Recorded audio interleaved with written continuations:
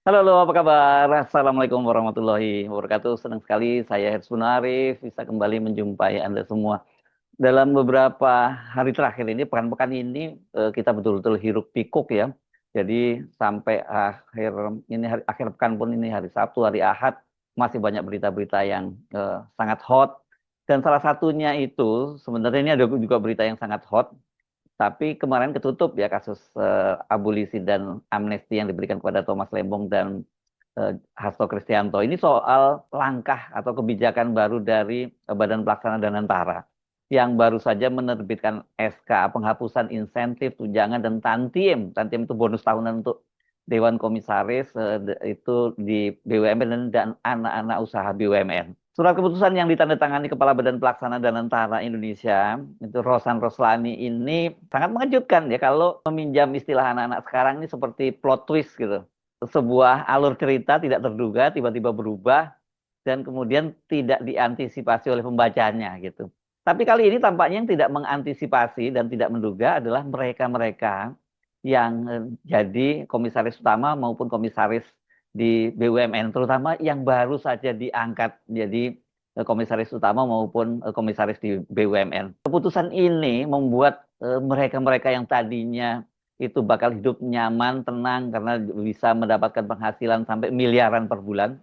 Anda nggak salah kalau saya nyebutnya per bulan tuh miliaran, kalau apes-apesnya ratusan juta gitu.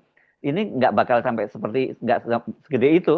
Karena yang gede kan bukan gajinya tapi tantiemnya, fasilitas dan sebagainya gitu. Dan tentu saja ini yang sangat tidak menduga itu adalah komisaris utama maupun komisaris yang baru diangkat dan banyak di antara mereka itu adalah relawan, buzzer, bahkan belakangan ada tukang survei di eranya Jokowi. Coba kalau Anda perhatikan bacaan-bacaan di media sosial kan dan juga media-media online, banyak sekali loh orang-orangnya Joko Widodo itu yang baru saja masuk menjadi komisaris. Salah satunya yang paling pasti yang paling kontroversial adalah Sylvester Matutina yang jadi komisaris di Food ID. Kemudian Ade Armando, wah keren ini. Dia komisaris di PLN ya. Ini di Indonesia Power kalau tidak salah jabatannya. Dan yang terbaru itu, yang baru bulan ini ya, oh sekarang udah Agustus ya, bulan kemarin, bulan Juli itu yang ada dua pemilik survei atau netizen nyebutnya tukang survei, yakni Denny JA yang dia itu adalah LSI Denny JA itu diangkat menjadi komisaris utama PT Pertamina Hulu dan kemudian ada Kodari dari Indobarometer yang juga dia di situ diangkat sebagai komisaris di PT Pertamina Hulu. Dan kalau Kodari ini sekarang kan jadi wakil kepala KSP ya, kepala staf kepresidenan di situ. Jadi bayangkan ada orang yang biasa melakukan survei-survei tiba-tiba urusan ditempatkan di Pertamina Hulu. Pertamina Hulu ini kan bagian dari eksplorasi ya. Dan duitnya yang paling gede di Pertamina itu di sini di Pertamina Hulu itu. Jadi mereka pasti sangat kaget melihat keputusan dari Rosan Roslani ini. Sementara kalau kita menggunakan plot twist itu ya para pembaca atau rakyat biasa itu yang tidak menduga, tapi mereka pasti tidak marah-marah. Mereka malah menyambutnya dengan sukacita karena selama ini mereka hanya bisa mengelus dada. Negara katanya sedang melakukan efisiensi, tapi ratusan miliar duit negara itu dihambur-hamburkan melalui BUMN dan anak usahanya untuk membayar gaji, fasilitas, dan tantiem alias bonus tahunan untuk para komisaris BUMN yang kompetensi maupun pekerjaannya kan nggak jelas. Dan itu layak dipertanyakan. Nah, tiba-tiba ketika Rosan Roslani itu menerbitkan SK menghapus semua fasilitas melimpah para komisaris itu, ya publik ini menyambutnya dengan sukacita. Ini semacam hadiah kedua yang beruntun dari pemerintahan Prabowo setelah sebelumnya memberikan abolisi dan amnesti kepada Thomas Lembong dan Hasto. Sebaliknya jelas yang kelimpungan dan kecewa berat adalah para komisaris utama maupun komisaris. Apalagi kalau baru bulan lalu diangkat ya, baru Juli yang lalu diangkat dan belum sempat menikmati fasilitas yang berlimpah. Gaji mungkin sudah ya 1 bulan, tapi fasilitas saya kira belum ya sekarang ini ya kan itu kalau untuk fasilitas-fasilitas yang lain, kendaraan dan sebagainya itu kan pasti ada proses pengadaannya dulu. Jadi masih masih belum lah itu ya. Apalagi tantiem, tantiem ini kan biasanya dibayar pada akhir tahun, dihitung berdasarkan dari laba perusahaan. Tapi memang apanya ini jumlahnya nggak kira-kira gedenya itu. Makanya kalau kemudian dikonversi atau dibentuk dalam bulanan itu mereka benar-benar sampai itu basah kuyup ya karena sampai miliaran. Kan padahal banyak di antara mereka ini, ya para apakah itu relawan, buzzer atau tukang survei yang sudah menunggu lama menjadi komisaris itu dan mereka itu sudah berjuang gitu ya kita nyebutnya begitu atau sudah membantu Pak Jokowi gitu tapi belum dapat jatah dan kemudian dapat jatahnya di setelah eranya Prabowo baru sebulan kemudian ternyata sudah dipangkas semua. Ya wajar kalau kemudian mereka nyap-nyapan, tapi nggak semua berani bicara. Yang bicara itu paling sekarang sejauh ini saya baca adalah Denny JA. Dia itu langsung speak up dan membuat tulisan cukup panjang dan dia mempertanyakan rasionalisasi mengapa para komod dan komisaris itu layak digaji dengan gaji besar dan juga fasilitas yang melimpah ruah. Sekali lagi jumlahnya miliaran rupiah loh. Anda nggak salah dengar. Komod BUMN itu imbalannya memang bisa sampai kalau kemudian digabung-gabungkan semuanya itu per bulan bisa miliaran. Paling kecil itu juga sekitar ratusan juta. Tapi kalau ada juga sih yang ya ini paling kelas teri lah ya kalau cuma dapat puluhan juta. Itu dia anak cucu perusahaan BUMN. Tapi itu pun kalau dibandingkan dengan para pekerja biasa gitu ya.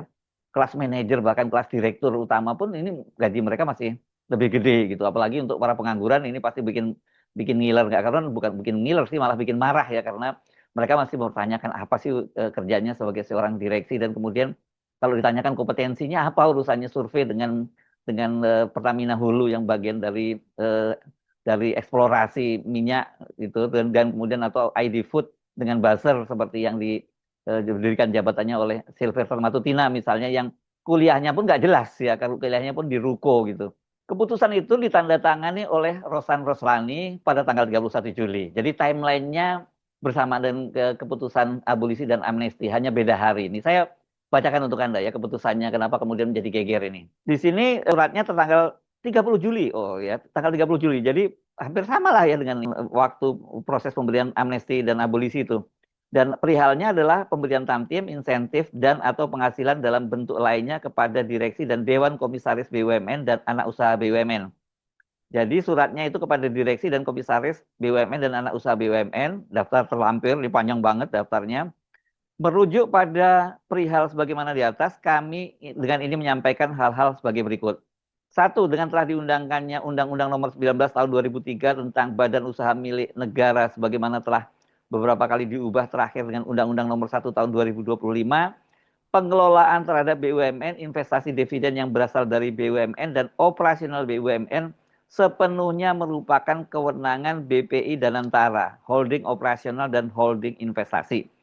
Dua, dalam rangka menerapkan standar tata kelola perusahaan yang baik dan berlaku level nasional maupun internasional untuk menjaga kepentingan BUMN dan semua pemangkuan kepentingan, pemangkuan ya, mestinya pemangku kepentingan saya kira harusnya ya. Kami menetapkan bahwa A, untuk anggota direksi BUMN dan anak usaha BUMN, pemberian tamtim insentif, baik dalam bentuk insentif kerja, insentif khusus, dan atau insentif jangka panjang, dan atau penghasilan dalam bentuk lainnya, yang dikaitkan dengan kinerja perusahaan harus didasarkan pada laporan keuangan yang sebenar-benarnya dari hasil operasi perusahaan yang merefleksikan kegiatan usaha yang berkelanjutan, serta bukan merupakan hasil aktivitas semu pencatatan akuntansi, laporan keuangan seperti namun tidak terbatas pada pengakuan pendapatan sebelum waktu dan garis miring atau tidak mencatatkan beban untuk memperbesar laba perusahaan. Ini apa financial engineering dong ini ya. Itu ya, jadi financial statement, fraud maupun manipulation. Dalam hal terdapat hasil usaha yang sifatnya one off sebagai contoh revaluasi aset, penjualan aset, kemudian kuasi reorganisasi dan sejenisnya atau windfall, maka harus dikeluarkan dari perhitungan. Sedangkan untuk anggota Dewan Komisaris, nah ini yang penting ini, dan BUMN dan anak usaha BUMN tidak diperkenankan mendapatkan tantiem insentif baik dalam bentuk insentif kerja, insentif khusus, dan atau insentif jangka panjang, dan atau penghasilan dalam bentuk lainnya yang dikaitkan dengan kinerja perusahaan. Hal sebagaimana dimaksud huruf A dan B berlaku sejak tahun buku 2025. Ditandatangani oleh Rosan Perkasa Roslani, Kepala Badan Pelaksana, tembusannya kepada Menteri Badan Usaha Milik Negara, Dewan Pengawas BPI Danantara, dan Deputi Bidang SDM, Teknologi dan Informasi Kementerian BUMN. Ya ini berarti vonis mati ini ya kalau untuk keputusan ini ya. Apa konsekuensinya? konsekuensinya mereka hanya menerima gaji, sementara fasilitas dan lainnya dan tantiemnya itu hilang nih. Padahal kan yang bikin penghasilan para komisaris dan komisaris utama itu membengkak sampai mirip logo gajahnya PSI itu, gedenya begitu ya. Ya fasilitas-fasilitas dan tantiem itu. Denny Jiani kan baru diangkat ya awal bulan Juli lalu sebagai komisaris utama di PT Pertamina Hulu Energi. Selain dia, nama-nama yang banyak disoroti itu adalah tadi yang saya sebut Muhammad Kodari. Ini bos survei Indobarometer. Dan ada juga Wakil Menteri Pendidikan Tinggi ya, Mendikti, Stella Christie di situ. Ada nama-nama lain tapi kelihatannya nggak banyak, nggak disebut sebagai kontroversi. Dia ini kalau saya baca SK-nya itu baru 10 Juli. Berarti ini akhir bulan lalu, bulan Juli kemarin dia baru terima gaji 1 bulan. Nah, berapa penghasilan mereka ini? Ini saya cari-cari datanya, belum sampai detail. Tapi kira-kira beginilah hitungannya ya. Kalau untuk imbalan untuk seorang komisaris. Komisaris utama itu ya, gajinya itu sebesar 45% dari gaji direktur utama. Ya, kemudian honorarium wakil komisaris utama sebesar 42,5% dari gaji direktur utama, dan honorarium anggota komisaris lain adalah sebesar 90% dari honorarium komisaris utama. Jadi kalau komisaris utama dan wakil komisaris dihitung dari direksi, sementara anggota komisaris itu di 90% dari honorarium komisaris utama. Kemudian yang keempat ada THR keagamaan, kemudian 5 tunjangan perumahan, 6 asuransi purna jabatan. Rupanya dapat asuransi purna jabatan juga. 7 fasilitas kendaraan, 8 fasilitas kesehatan, 9 fasilitas bantuan hukum. Selain itu untuk tantiem insentif kerja atau insentif khusus Dewan Komisaris Pertamina itu diberikan menurut penetapan rapat umum pemegang saham atau RUPS dalam pengesahan laporan. Yakni kalau tantiem komisaris utama itu sebesar 45% dari tantiem direktur utama. Sementara tantiem wakil komisaris sama itu komisaris utama 42% dari tantiem direktur utama, dan tadi sama juga tantiem anggota komisaris lainnya 90% dari tantiem komisaris utama. Dan itu biasanya diberikan dalam insentif jangka panjang berdasarkan persetujuan RUPS dan insentif jangka panjang untuk anggota direksi dan dewan komisaris dalam bentuk saham dan atau uang tunai. Ini kalau lihat Pertaminanya ini ya, Pertaminanya itu gede banget loh untuk komisarisnya itu ya. Kompensasinya itu sebesar untuk tahun 2023 saja itu sekitar 342 miliar. 342,7 miliar lah ini. Kalau di kursnya pada waktu itu masih 15.700-an ya. Itu untuk direksi dan personal kunci lainnya. Sementara untuk komisaris itu mencapai sekitar 800 miliar. Ini dibagi berapa orang komisaris itu ya. Karena ada 7 orang anggota komisaris Pertamina. Jadi kalau masing-masing itu dibagi sama aja hasilnya, itu penghasilan mereka itu sekitar 115 miliar per tahunnya. Jadi tinggal Anda hitung, kalau dibagi 12 bulan kompensasi bagi komisaris Pertamina, tapi dibagi rata ya kan sebenarnya, tapi kan beda-beda, ada komisaris utama, wakil komisaris utama, ada komisaris tuh mereka 1 bulannya itu 9,6 miliar. Itu bayangkan sekarang Iwan Bule ini ya, dulu ini posisi yang dijabat oleh Ahok. Ya kalau Pertamina Hulu saya kira lebih rendah dari ini, tapi tetap gede karena Pertamina Hulu ini salah satu andalan dari Pertamina ya. Nah, sebagai pembanding begini deh, kalau Anda mau, ada juga misalnya ini komisaris Grace Natali ya, politisi PSI itu. Dia kan jadi komisaris di Mind ID. Jadi dia ini kalau hitung-hitungan gajinya ya. Ini gaji ya, kalau gaji direktur utamanya itu mencapai 325 juta per bulan, dan kemudian komisaris utamanya 146,25 juta per bulan, itu pendapatan gajinya saja orang seperti Grace Natali itu mencapai 131,65 juta. Itu baru gaji ya.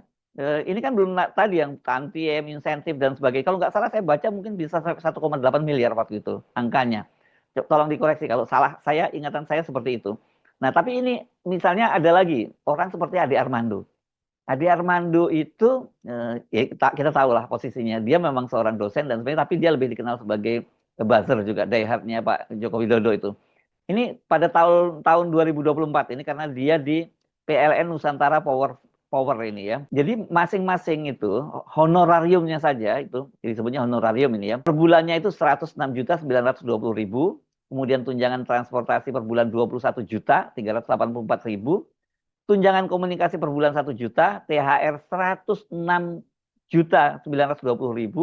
Nah, tantiemnya yang gede 393.966.375 hingga 673.879 juta rupiah. Jadi kalau di total-total ya mendekati 1 miliar juga penghasilannya. Itu kalau tambah macam-macam ya. Tapi kalau gaji saja tetap saja honorariumnya disebut tadi sampai 106 juta per bulannya. Jadi ini kalau untuk angkat UMR di Jakarta itu bisa menggaji sampai berapa orang ini? Sekitar bisa 15 sampai 20 orang. Di Jakarta berapa ya? 5,5 juta ya UMR-nya.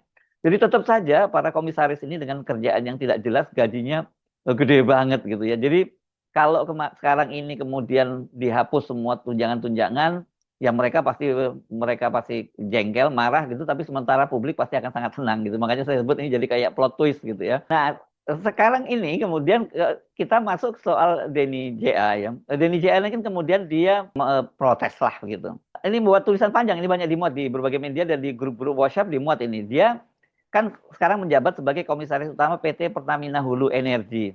Dan kata dia menduga kebijakan tersebut yang diambil oleh Danantara mengambil rujukan sistem tata kelola korporasi di negara-negara penganut one tier board seperti Amerika Serikat dan Inggris yang berbeda dengan sistem two tier board yang digunakan formal di BUMN Indonesia. Dan menurut dia, sistem two tier board itu Dewan Komisaris BUMN tidak hanya berperan pasif tapi aktif dalam komite audit, manajemen risiko, transformasi digital, ESG hingga pengendalian internal serta memikul risiko hukum setara dengan direksi. Apa iya prakteknya seperti itu? Menurut dia menilai menyamakan peran tersebut dengan non-eksekutif direktur pasif dinilai sebagai penyederhanaan yang berbahaya. Ini kayaknya ada ancaman halus ini dari Denny ya. Dia menyebut ada beberapa dampak negatif dari kebijakan itu, diantaranya merendahkan fungsi pengawasan dan berpotensi memicu seleksi negatif. Tanpa insentif profesional, kata dia, jabatan komisaris hanya akan menarik 2 jenis orang, kata dia, yang tak lagi dibutuhkan sektor lain atau yang datang hanya demi jabatan tanpa kontribusi. Wah, keren juga alasannya. Dan kemudian dia juga mengingatkan potensi munculnya nih yang saya sebut tadi semacam ancaman ini ya, perlawanan pasif dari Dewan Komisaris akibat kebijakan ini.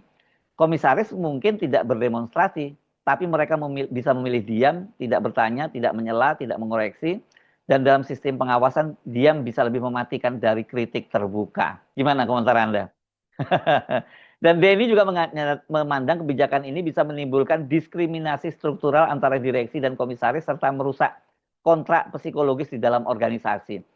Dan kata dia kan organisasi itu dibangun atas kepercayaan bahwa kerja keras akan sangat dihargai, maka saat kepercayaan itu dicederai, maka loyalitas pun perlahan memudar dan loyalitas yang hilang tidak bisa ditebus dengan regulasi. Persoalannya sekarang itu justru yang kepercayaan yang hilang itu dari publik karena melihat prakteknya orang ditempatkan sebagai komisaris dan atau apalagi komisaris utama nggak berdasarkan kompetensinya, lebih berdasarkan pada kedekatan dan harus diakui ternyata yang banyak sekali mendapat jabatan ya orang-orang yang dekat dengan Joko Widodo. Denny Jaya misalnya, ini dikenal dia sejak lama ini survei-surveinya ya selalu mendukung pemerintahannya Joko Widodo. Dan ini belum lama ini, baru pekan yang lalu kalau tidak salah dia itu mempublikasikan hasil survei yang menyatakan bahwa 72,6% kalau tidak salah katanya publik itu tidak percaya bahwa ijazah Jokowi itu palsu. Dan orang waktu itu banyak yang sinis karena data menunjukkan berbeda. Misalnya ini kalau polling, tentu polling itu nggak menggunakan metode ilmiah. Iwan Fals itu dia membuat polling dan ternyata 72% menyatakan itu palsu gitu. Nah, tetapi yang saya kira cukup terukur dan ini bisa lebih real, ini berkaitan dengan apa yang dilakukan oleh drone emprit yang memantau percakapan di media sosial. Itu mayoritas mereka lebih percaya kepada Roy Suryo dan kawan-kawan ketimbang kepada Joko Widodo.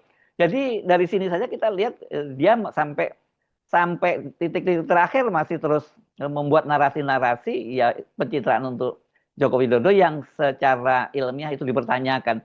Jadi ya orang tidak terlalu salah kalau menganggap itu merupakan balas budi, tapi itu pun terlambat. Karena sebenarnya pada tahun 2020, tidak lama setelah Joko Widodo itu terpilih menjadi presiden untuk periode yang kedua, itu bocor ini percakapan WhatsApp antara Denny JA dengan Menko paling berkuasa pada waktu itu, yakni Luhut Panjaitan. dia rupanya mau ngechat, mengirim WA ke Luhut Panjaitan, tapi salah dia mempostingnya di grup WhatsApp, dan itu kemudian bocor kemana-mana. Ini banyak sekali yang masih menyimpan ini, apanya, WhatsApp-nya dari Denny Jaya, karena harusnya ke Luhut kok dikirim ke grup WhatsApp yang bernama Tokoh Nasional, dan di situ kan banyak sekali tokoh-tokoh nasional ya. Dan ini WhatsApp-nya begini bunyinya. Komandan Pak Luhut yang baik, semoga tahun baru membawa berkah baru. Follow up yang sudah kita diskusikan tempo hari, masih adakah kemungkinan dan kabar soal kemungkinan saya menjadi komisaris di Inalum? Sudah ada jawaban dari Erick Thohir, saya cepat belajar dan get things done. Banyak yang bisa saya kerjakan di sana untuk mengeksplor soal tambang kita, menarik investasi, termasuk mensimulasi kepala daerah, atau menstimulasi kepala daerah wilayah tambang yang banyak juga sudah saya menangkan selama di LSI.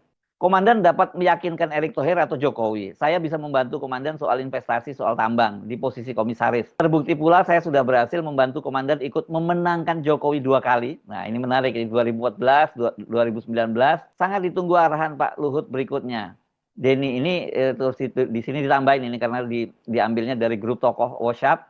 Denny JA di grup tokoh nasional jam 7.08 WIB tanggal 14 Januari tahun 2020. Pada waktu itu katanya dia malah tidak menjawab, malah menjawabnya dengan puisi, kalau nggak salah seperti itu. Jadi kalau lihat jejaknya, ya memang Denny JA ini dipilih menjadi komisaris itu, ini hutang lama dari Jokowi kah kira-kira, yang baru dibayar sekarang di eranya Pak Prabowo, ya karena memang di eranya Pak Prabowo kan Pak Jokowi itu masih terus bisa cawe-cawe menempatkan orang-orangnya di posisi komisaris dengan tanpa memperhatikan soal kompetensinya dan sebagainya. Tiba-tiba sekarang ini baru 1 bulan diangkat menjadi komisaris utama, malah sudah dihapuskan berbagai tunjangannya.